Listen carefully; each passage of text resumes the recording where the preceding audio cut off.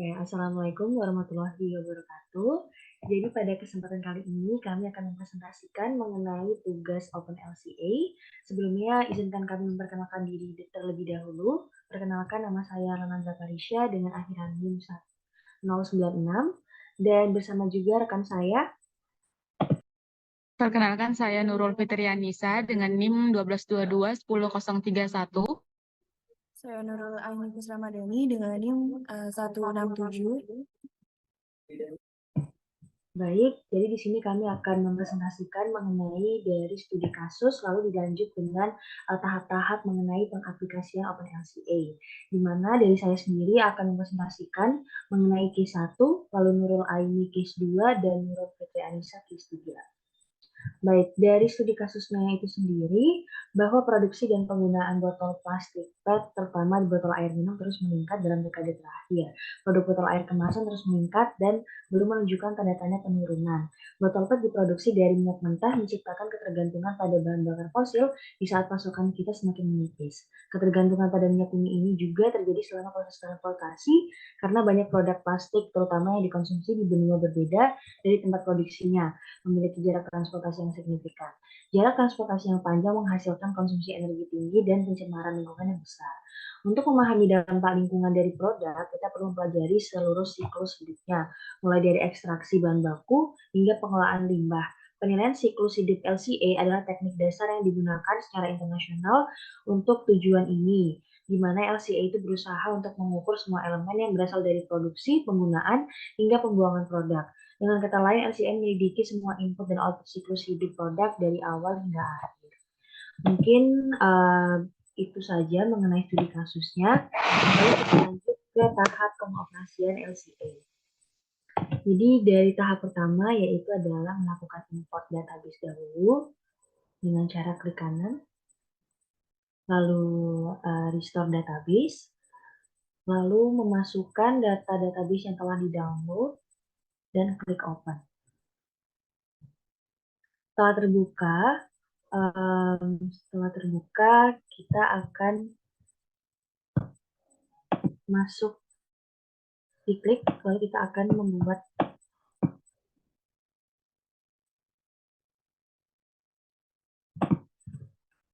diklik.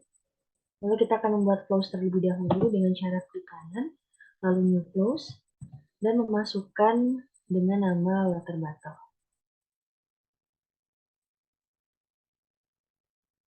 Dengan flow type-nya berupa produk dan number of items. Lalu klik finish, number of items.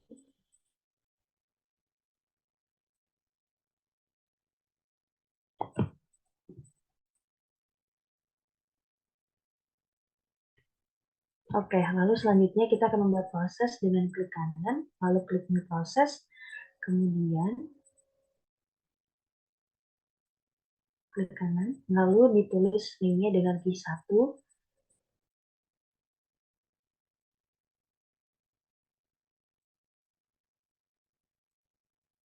lalu untuk quantitative reference-nya kita masukkan water bottle, lalu klik finish.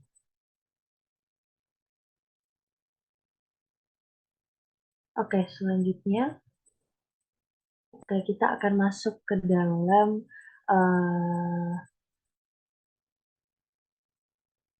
parameters. Kita akan masuk ke parameters, lalu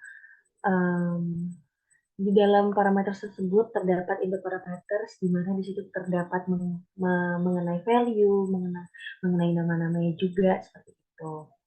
Dan lalu kita memasukkan inputnya.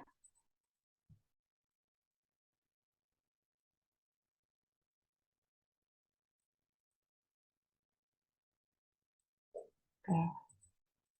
Lalu kita memasukkan inputnya sesuai dengan yang ada dalam guideline-nya, yaitu polytrain.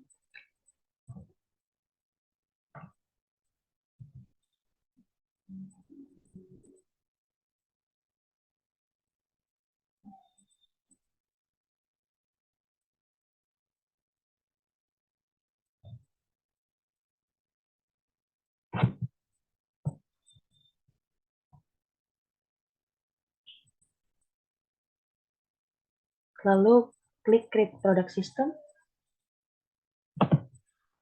Lalu dengan mengklik case 1, dengan nge-checklist bagian check multi-provider dan klik Finish.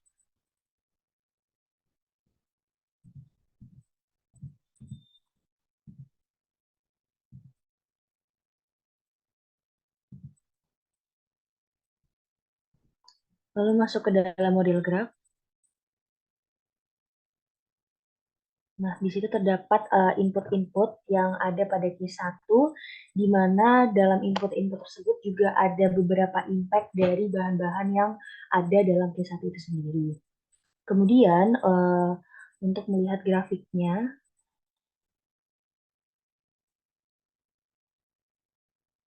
kita bisa klik Calculate,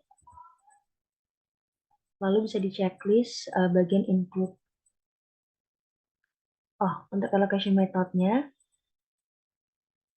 diganti terlebih dahulu dan impact assessment-nya CML, LI baseline, dan men-checklist bagian input cost calculation dan juga assess.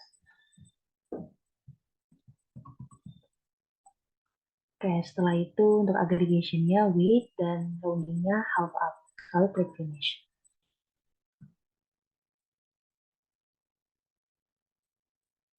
Nah, jadi mungkin bisa di-scroll ke bawah.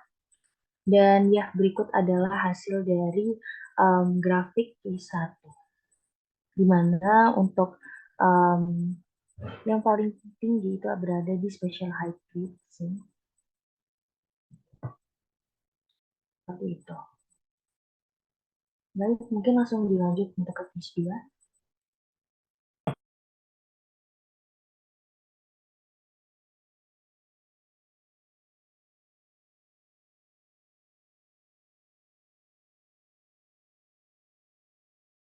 Baik, saya akan meneruskan case 2.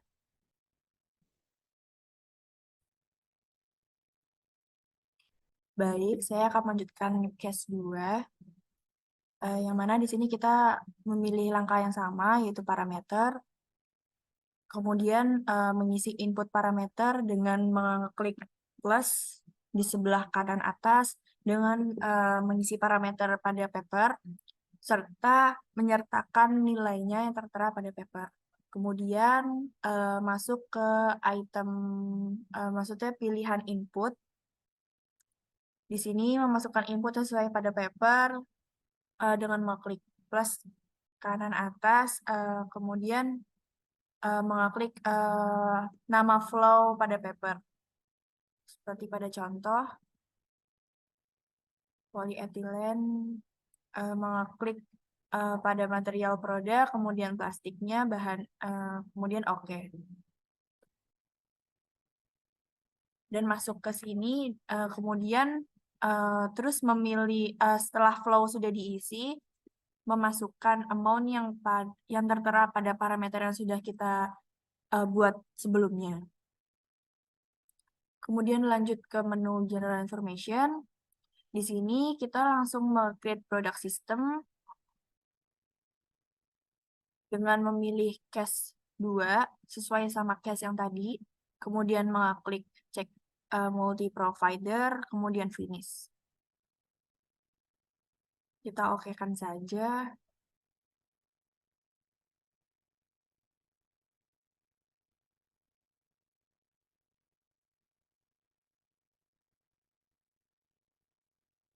Nah, dari sini kita akan melihat model graph yang mana jika dipencet plus itu kita akan tahu bahan-bahan dari polyethylene hide dan yang lainnya.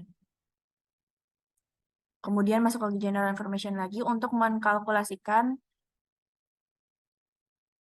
tujuannya untuk didapatkan grafik. Nah, di sini kita memilih sesuai dengan syarat yang tadi, CML AI baseline.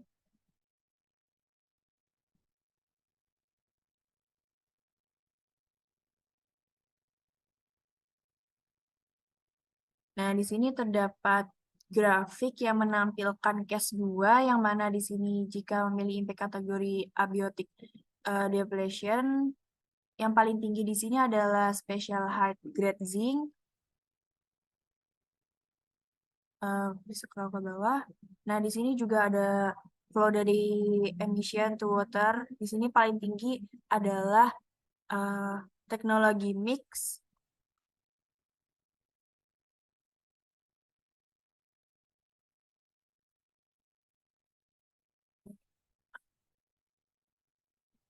Baik, selanjutnya akan diteruskan oleh teman saya untuk menjelaskan case 3. Baik, selanjutnya saya akan meneruskan pada case 3 yang dimana untuk membuat case 3 sama seperti case 1 dan case 2 yang dimana dengan klik proses, terus di new proses, kemudian kita memilih name-nya itu dengan name case 3, kemudian kita pilih quantity reference-nya juga sama yaitu water bottle. Kemudian setelah dipilih nanti akan difinishkan. Kemudian kita setelah membuat case 3 nanti akan masuk ke bagian case 3. Nah, di sini kita akan memasukkan parametersnya terlebih dahulu. Parametersnya terlebih dahulu dengan cara mengklik tanda tambah di sini, kemudian memasukkan parameter yang telah diketahui dan value-nya. Kemudian setelah memasukkan parameternya, kemudian kita masukkan ke inputnya, yaitu dengan mengklik pada posisi tambah yang di sini, kemudian kita read, kemudian kita akan masukkan flows-nya atau inputnya, yaitu misalnya kita masukkan yaitu polyethylene high density, kemudian kita pilih, kemudian kita oke-kan. Kemudian setelah flows-nya dimasukkan, kemudian nanti kita ubah amonnya ini sesuai dengan parameter yang ada. Kemudian kita masukkan location yang sesuai dengan location yang telah diketahui. Kemudian setelah memasukkan input, kemudian kita masuk ke general information. Di general information ini kita akan eh, membuat create product system-nya, yang dimana kita klik pada create product system ini, kemudian kita klik, kemudian kita memilih case 3 yang telah dibuat, kemudian kita mengklik cek multi provider list, kemudian kita klik finish, kemudian di sini kita oke-kan, kemudian kita oke-kan di sini semuanya. Setelah diokekan, kemudian kita lihat dari model graph-nya. Nah, di model graph-nya ini diketahui inputnya itu apa saja dan uh, dari inputnya itu tersebut apa aja impact yang ada. Nah, di sini terdapat outputnya yaitu ada water bottle. Nah, kemudian kita masuk ke general information untuk mengetahui grafik seperti case 1 dan case 2. Kemudian untuk grafiknya tadi sama seperti cara case 1 dan case 2 dengan cara klik calculate. Kemudian di checklist include access data dan location impact-nya tuh dipilih SDVNet, terus CML IA baseline. Kemudian diklik next, kemudian aggregation-nya rounding mode-nya itu sudah seperti ini, kemudian diklik finish. Selanjutnya di sini juga terdapat grafik seperti case yang sebelumnya. Di sini juga di case 3 ini pada bagian abiotic depletion itu yang paling tinggi itu ada special high grazing. Kalau misalnya kita melihat pada impact kategori yang lain, misalnya kita mau di global warming. Nah, di global warming ini dapat impact yang paling besar itu di container glass. Selanjutnya kita akan setelah mengetahui tersebut, kita akan ke general information. Kemudian setelah dapat case 3 dari grafiknya ini, kita akan membuat dengan membandingkan case 1 dan case 2, case 3, yang dimana kita harus buat project-nya terlebih dahulu dengan cara mengklik kanan pada bagian project, kemudian kita klik new project, kemudian kita pilih name-nya, kita klik name-nya sesuai yang diinginkan, yaitu misalnya name-nya itu adalah pet battle, kemudian nanti difinishkan. Setelah difinishkan, nanti akan masuk tertera di bagian project itu, kita klik pada bagian pet battle yang telah dibuat.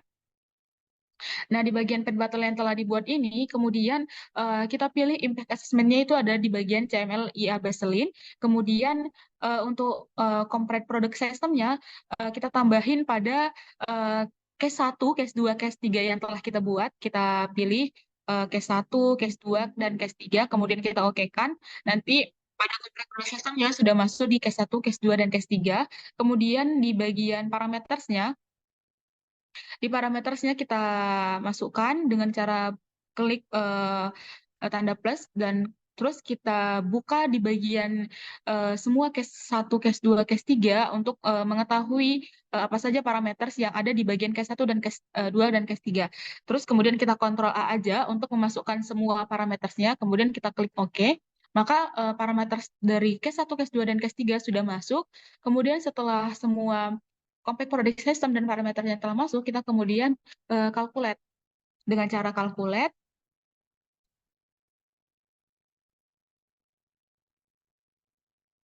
nah di sini setelah kita calculate nanti akan dapat